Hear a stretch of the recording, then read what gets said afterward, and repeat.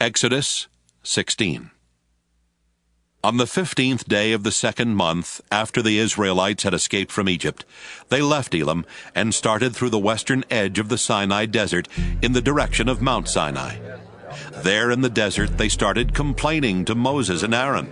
We wish the Lord had killed us in Egypt. When we lived there, we could at least sit down and eat all the bread and meat we wanted. But you have brought us out here into this desert where we are going to starve. The Lord said to Moses, I will send bread down from heaven like rain. Each day the people can go out and gather only enough for that day. That's how I will see if they obey me.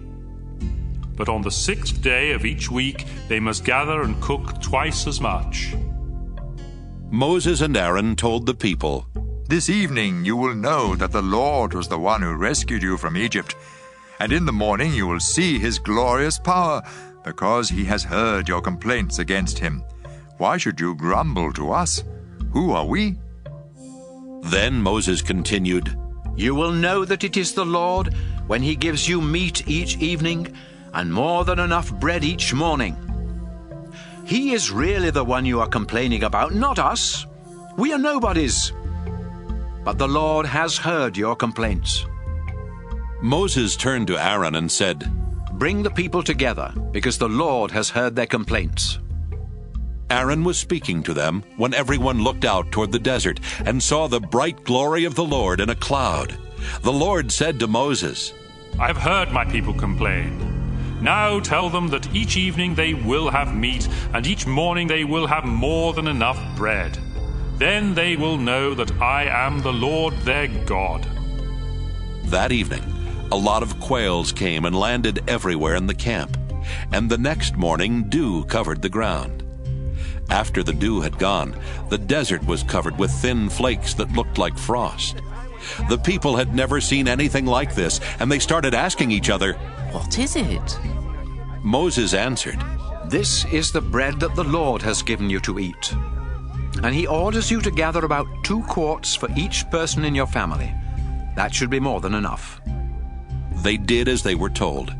Some gathered more and some gathered less according to their needs, and none was left over. Moses told them not to keep any overnight. Some of them disobeyed, but the next morning what they kept was stinking and full of worms, and Moses was angry.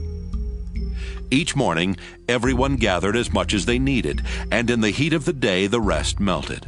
However, on the 6th day of the week, everyone gathered enough to have 4 quarts instead of 2. When the leaders reported this to Moses, he told them that the Lord had said, Tomorrow is the Sabbath, a sacred day of rest in honor of me. So gather all you want to bake or boil, and make sure you save enough for tomorrow. The people obeyed, and the next morning the food smelled fine and had no worms. You may eat the food, Moses said. Today is the Sabbath in honor of the Lord, and there won't be any of this food on the ground today. You will find it there for the first 6 days of the week, but not on the Sabbath. A few of the Israelites did go out to look for some, but there was none. Then the Lord said, Moses, how long will you people keep disobeying my laws and teachings? Remember that I was the one who gave you the Sabbath. That's why on the 6th day I provide enough bread for 2 days. Everyone is to stay home and rest on the Sabbath. And so they rested on the Sabbath. The Israelites called the bread manna. It was white like coriander seed, and delicious as wafers made with honey. Moses told the people that the Lord had said, Store up 2 quarts of this manna, because I want future generations to see the food I gave you during the time you were in the desert after I rescued you from Egypt.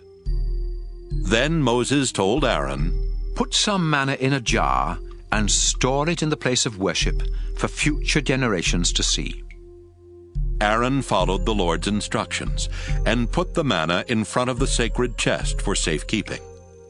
The Israelites ate manna for 40 years before they came to the border of Canaan that was a settled land.